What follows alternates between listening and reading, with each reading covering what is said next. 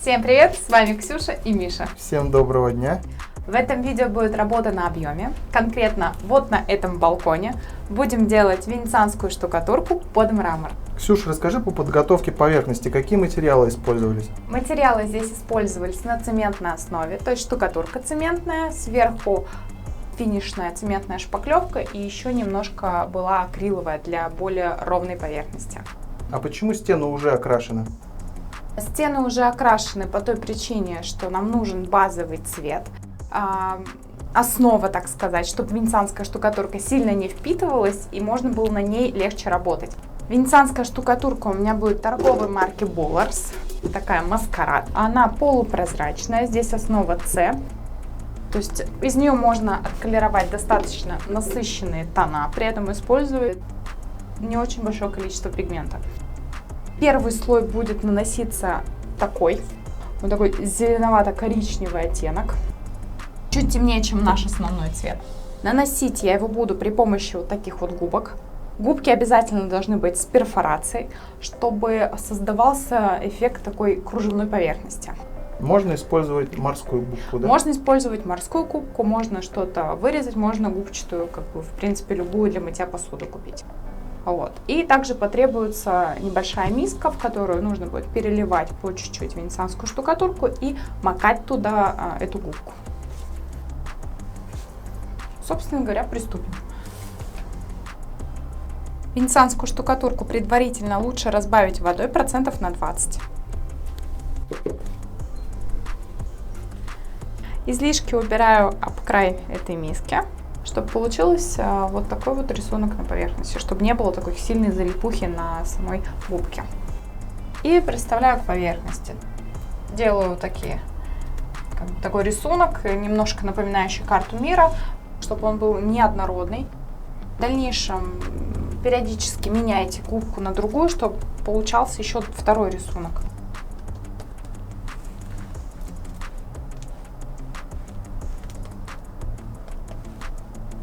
После того, как сформировали рисунок на небольшой площади, приглаживаем его шпателем.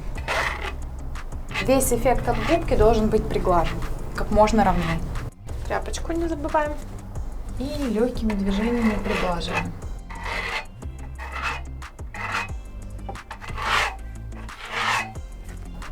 Нанесли мы две смежные стены. Далее будем делать стык между стен. Венецианская штукатурка там уже высохла, поэтому можно начинать ее декорировать в этих углах, чтобы не деформировать рисунок. Беру я вот такую вот кисточку, она такая достаточно старенькая и очень жесткая. И прям ей натыкиваю в уголок. И так хаотично в разброс меняю направление кисточки. После того, как добавили, той же кельмы необходимо растереть от угла в одну и в другую сторону.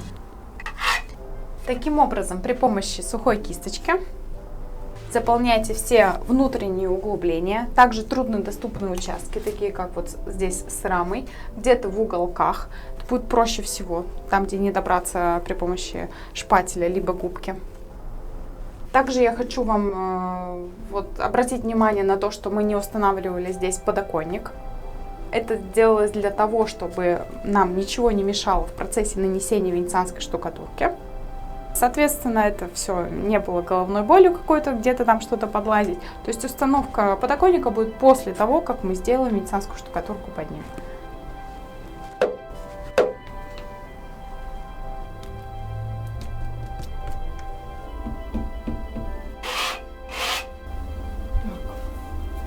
После того, как сделали все стены, приступаем к откосам. Откосы я всегда делаю отдельно, после того, как подсыхает вот эта поверхность стены. Поэтому сейчас я буду декорировать их.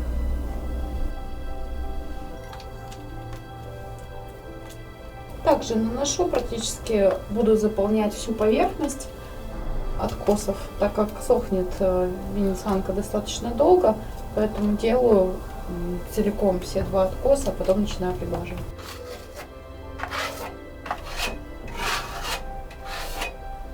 Первый слой венецианской штукатурки нанесем. Пока он сохнет, у вас есть время подписаться на мой YouTube канал и на страницу в Instagram, ссылочка на которую находится в описании под этим видео.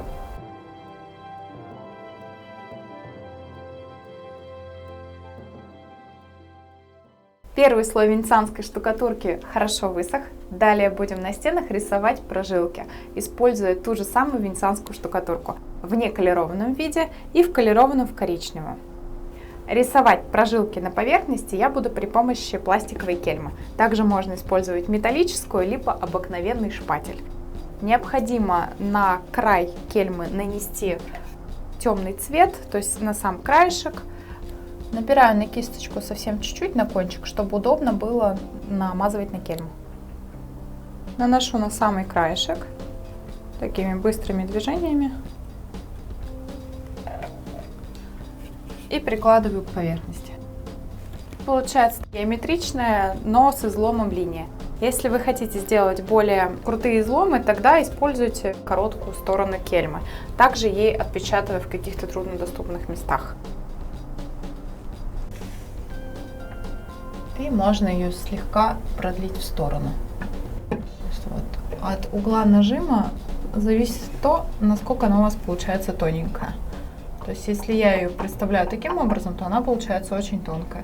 Если я ее буду подставлять вот так, то она будет больше, чуть больше жирная.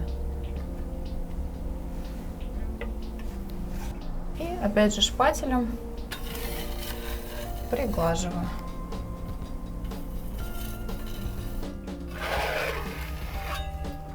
На данном этапе прорисовки прожилок самое важное их размещение. Как делаю я? Снизу размещаю больше темных прожилок и, двигаясь ближе к потолку, меньше темных и делаю больше светлых прожилок. Так зрительно потолок в помещении будет гораздо выше.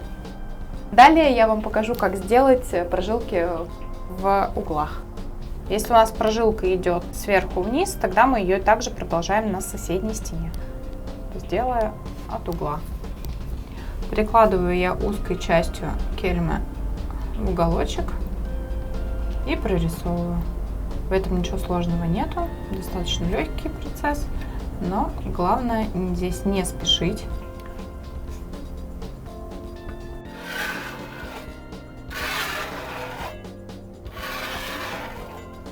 Разгладили, и вот здесь уже задаем направление, так сказать, вот от этих прожилок сверху, чтобы соединить с верхней прожилкой.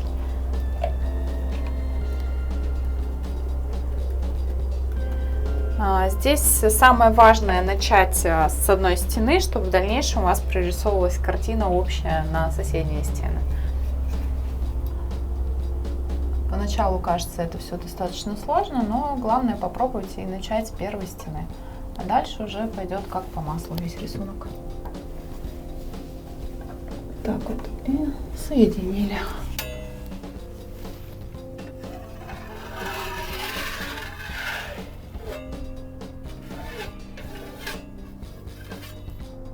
Таким образом делаем все переходы с одной стены на другую и продолжаем заполнять всю оставшуюся поверхность. Чуть-чуть усилить эффект от линии. Таким образом тоже чуть-чуть опять пригладить. Закончили с коричневыми прожилками, теперь будем наносить белые. Точно таким же образом, только не делая из них какой-либо рисунок, а просто хаотично раскидывая по всей поверхности. Снизу чуть меньше, а сверху побольше белых. Наношу их прямо нахлест на коричневые. В дальнейшем будет это очень красиво смотреться под финишными слоями венецианской штукатурки. И вот таким образом раскидываю их, то есть чтобы они были не повторяющиеся, различным образом размещенные по стене. Слишком жирными эти полосы белого цвета делать не стоит, иначе они в дальнейшем будут смотреться очень такими грубыми пятнами. А нам нужно, чтобы они смотрелись как легкие прожилки в мраморе белого цвета.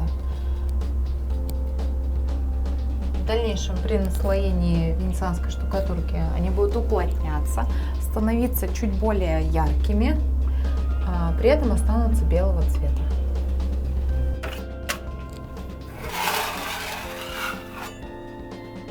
Закончили с нанесением белых прожилок. Оставляем поверхность до полного высыхания, а потом начнем самое интересное.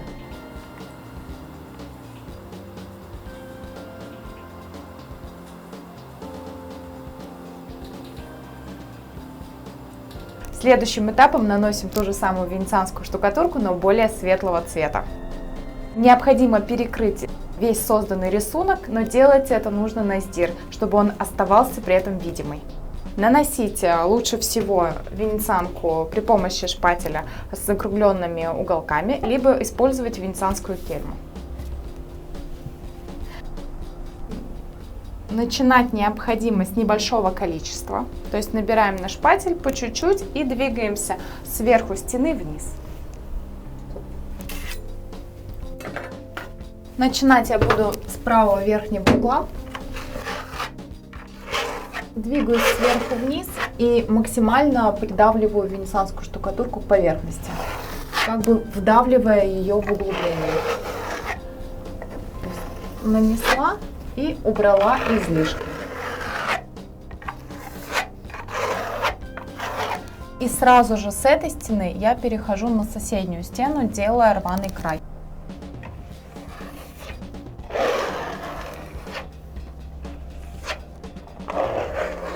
В дальнейшем венецианка также будет наслаиваться, поэтому лучше всего оставлять вот такую неровность поверхности. Тогда будет это все красивее смотреться.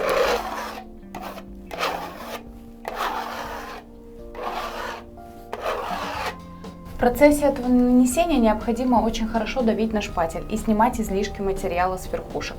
Тогда вы внешне хорошо подчеркнете рисунок, который создавали на предыдущих слоях.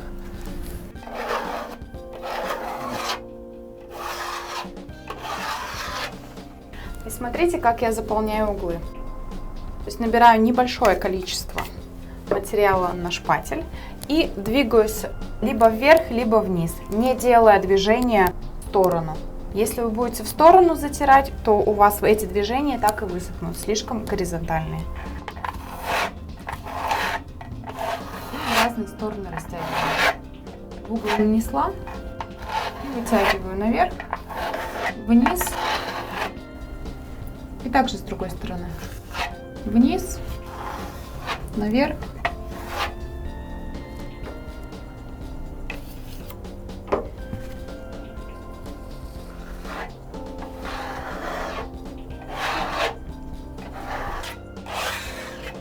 Таким образом, я нанесла на всю поверхность венецианскую штукатурку, но напоследок оставила откосы. Их я делаю в самом конце.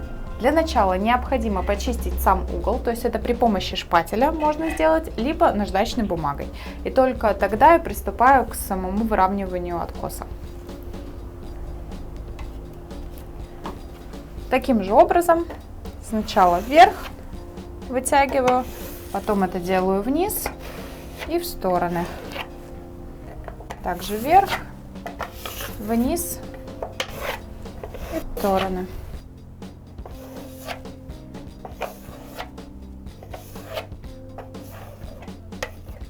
Перекрестно вниз. После того, как закончили со всеми откосами, дадим венецианской штукатурке высохнуть в течение 2-3 часов.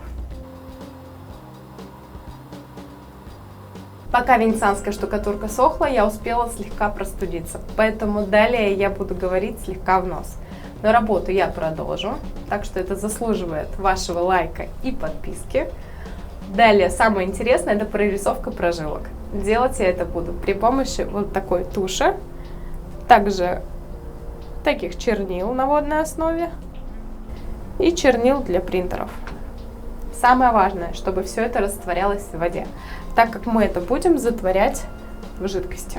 То есть это будет вода. В воду я буду по чуть-чуть капать необходимые оттенки для того, чтобы добиться оттенков, близких к нашей венецианской штукатурке. Для начала капаю красно-коричневую тушь, буквально чуть-чуть, небольшое количество. Тушь у меня производителя Kohinoor. Далее добавляю немножко другой, более такой серо-коричневый оттенок. Его я капаю побольше в воду. Ну, расход очень-очень маленький при таком способе нанесения. Эти флаконы вам хватит на много-много квадратов. И пару капель буквально черного. Ксюша, что у тебя за баночка такая? Баночка, да, в которую я наливаю, эта баночка называется непроливайка.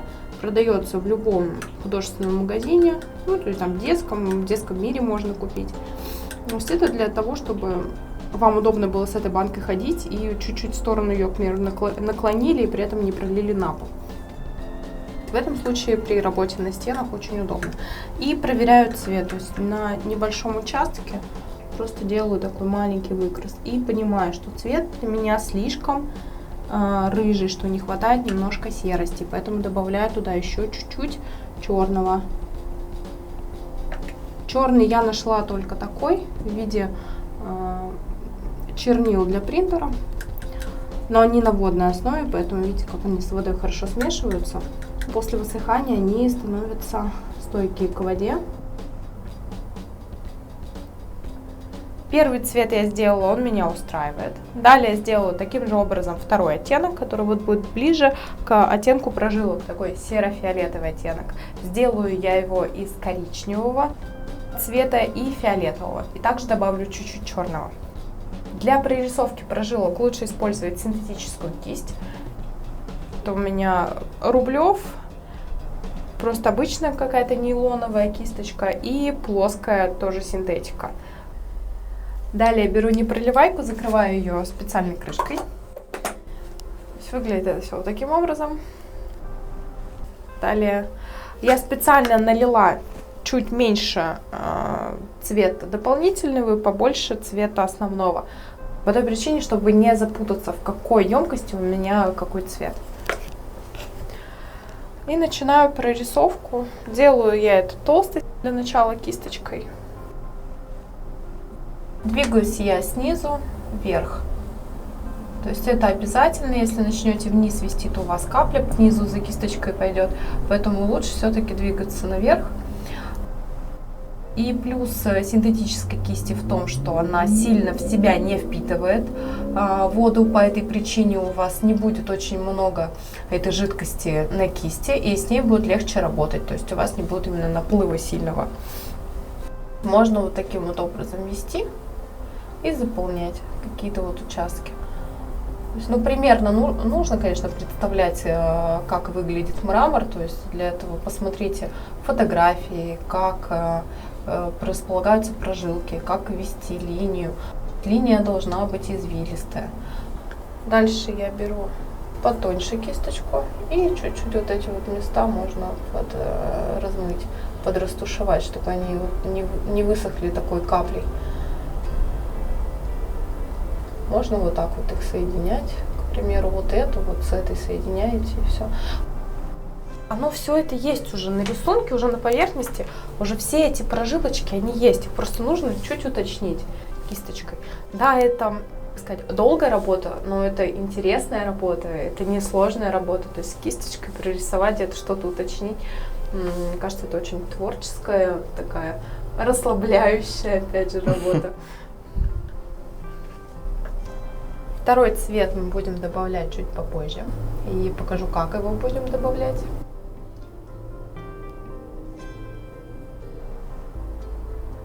Опять же, с угла на соседнюю сторону.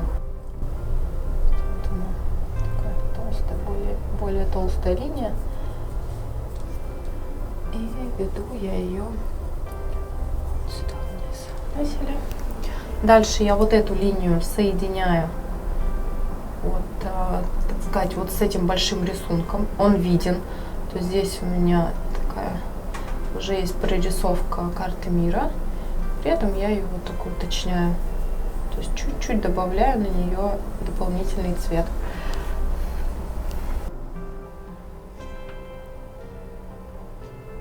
Особенно это хорошо так делать, когда вы прорисовываете мелкие прожилки. То есть чем больше вы крутите кисточку в руке, тем более извилистая получается у вас линия. То есть, и вот. И дальше мы выходим к тому, что вот мы здесь начинали.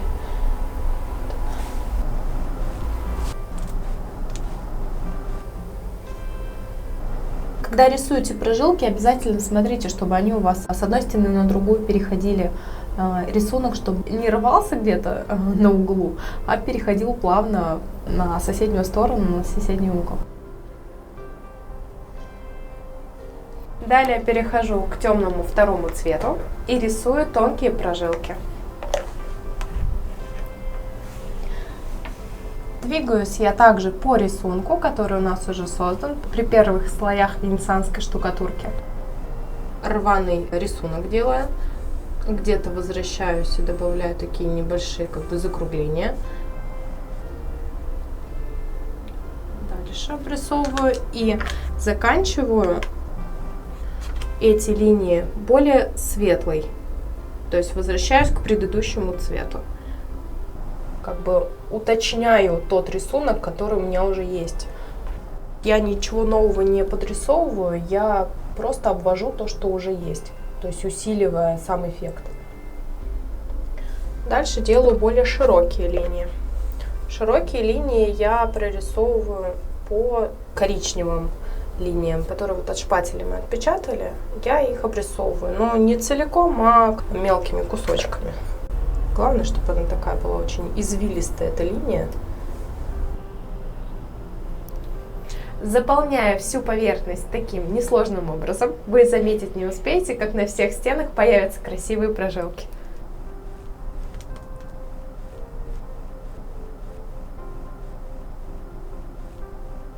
После того, как нанесли все прожилки и довольны результатом, необходимо перекрыть всю поверхность венецианской штукатуркой в пару слоев с небольшой межслойной сушкой. Наносить венецианскую штукатурку я буду того же цвета, который использовала ранее, когда перекрывала все островки. Набираю совсем небольшое количество венецианской штукатурки. Начинаю наносить для наглядности со средней части стены. Вам лучше начинать с самого верха, двигаясь вниз.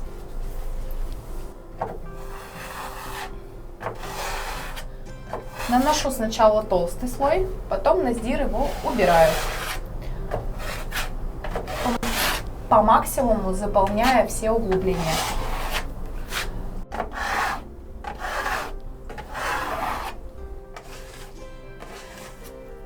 После нанесения каждого последующего слоя венецианка становится более глянцевой.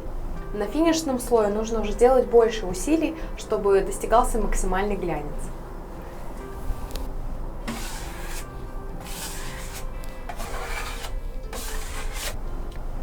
Когда наношу последний финишный слой, это у меня третий слой, получаются такие наплывы на предыдущие слои. То есть там, где есть углубления, ямки, я наношу новый слой, и получается как облачко такое. Чтобы избавиться от этого облачка, необходимо подмочить эту поверхность слегка и уже жестким шпателем начинать приглаживать, хорошо придавливая.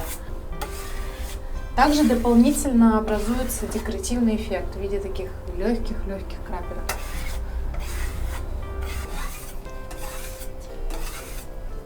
При полировке поверхности очень важно выстроить цвет так, чтобы он отражался в стене, и вы видели те места, которые недостаточно еще заполированы, которые выглядят еще матовыми.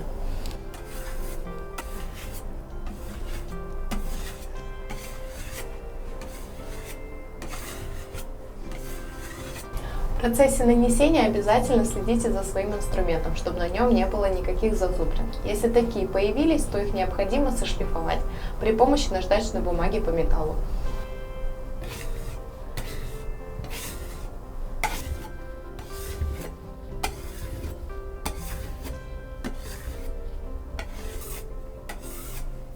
После финишной глинцовки поверхности венецианской штукатурке необходимо дать полностью высохнуть. Пока она сохнет, можно прорисовать прожилки. Делать я это буду при помощи той же самой туши, но не разводя ее с водой, чтобы она была более плотная, хорошо ложилась на глянцевую поверхность и не стекала. Первый цвет буду использовать такой рыжевато-коричневый. Наносить эти прожилки, рисовать эти прожилки я буду перпендикулярно уже созданному рисунку. Это будет как пересечение тонкой линии. Рисую линию такой полудрожащей рукой, но при этом стараюсь вести прямые линии. Делаю их не очень много, они должны просто пересекать стену. Можно где-то их заканчивать, можно где-то разветвлять. Главное, чтобы они вам нравились и, естественно, смотрелись. То есть вот разветвление, к примеру, я здесь делаю. Помимо рыжих прожилок, также буду использовать еще и темно-коричневые. У меня такой серо-коричневый оттенок, которым буду заполнять небольшие недорисовки и также дополнительно прорисовывать прожилки к темным линиям. Делаю я это примерно таким образом. Использую кисточку, кстати, единичку. Можно также использовать и нулевку. Пигмента этого хватает достаточно на длинные линии. Часто макать не придется. Плюс это достаточно плотные линии, и в отличие от, к примеру, использования просто пигмента, то есть колера, тушь, так же как и чернила, они высыхают на поверхности и не смазываются при дальнейшем нанесении воска. Также прорисовываю линии, которые у нас слегка потерялись после того, как мы перекрыли все слоем венецианки. Я чуть-чуть их дублирую. Слишком много прожилок рисовать тоже не нужно. Достаточно только уточнить небольшие такие детали, как бы создать венозность на этом мраморе. То есть мы как такие тонкие-тонкие венки прорисовываем. Не обязательно их заканчивать. Где-то вот она может начинаться, и вы здесь только подрисовываете, и вот здесь заканчиваете. Не обязательно как-то целиком ее вести. Пока я прорисовывала прожилки, у нас начал течь потолок. Пришлось его разобрать и посмотреть, что там происходит. Оказалось, что там есть достаточно крупные дыры, которые были не загерметизированы, не заделаны. Той фирмой, которая устанавливала здесь стеклопакеты. Было все сделано достаточно плохо. Часть металла, которая соприкасалась к бетону, была не полностью загерметизирована. Плюс у нас сейчас были сильные ветра, и этот ветер, он слегка приподнял эту крышу. Вся вода стала затекать через все эти дыры. Пришлось это все переделывать, проклеивать битумной лентой на металлизированной основе, подогревать ее феном, чтобы она хорошо приклеилась к бетону. В результате протечки было много чего испорчено, поэтому нам пришлось выходить из ситуации и проклеивать это полиуретановыми молдингами. Мы сделали 2 откоса и по периметру потолка приклеили этот молдинг. Далее мы поменяли потолок на новый и установили пластиковый подоконник. Сейчас на этом балконе готово все к нанесению финишного слоя воска. Воск я буду использовать торговой марки Bollers, называется он Маскарад. Наносить его при помощи металлического шпателя. Беру небольшое количество воска. Его потребуется не очень много. Воск следует наносить на всю поверхность очень тонким слоем, чтобы он в дальнейшем легко полировался. Делаю сначала след пожирнее, а потом хорошо убираю наслоение.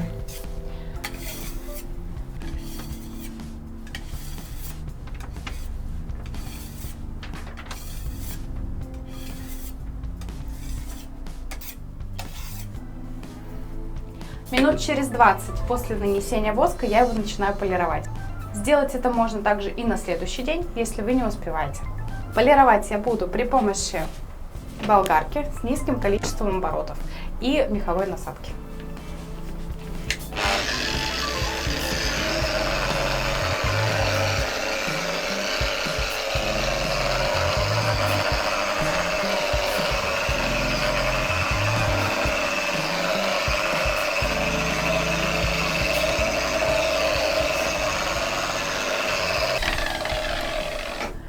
Завершили нанесение венецианской штукатурки. Далее снимем весь картон с окон и покажем, что у нас получилось. На мой взгляд, в результате получился очень красивый мрамор. Прожилки выглядят максимально натурально. Они разнообразные. Есть те, которые находятся как бы в глубине камня, есть которые на поверхности. При такой технике прорисовкой тушью легко контролировать насыщенность прожилок. Их можно легко скорректировать при помощи влажной ткани. Вы не смоете их до конца, вы их слегка приглушите, если потрете немножко тряпочкой. Также при такой технике нанесения можно различным образом глинцевать поверхность. То есть можно, как я, классическим образом, подполировывая поверхность металлическим шпателем, кельмой. Также можно использовать наждачные круги с очень мелким зерном, 2000-4000. Подписывайтесь на мой канал. Также не забывайте подписываться на Инстаграм. Всем удачи, здоровья, пока-пока.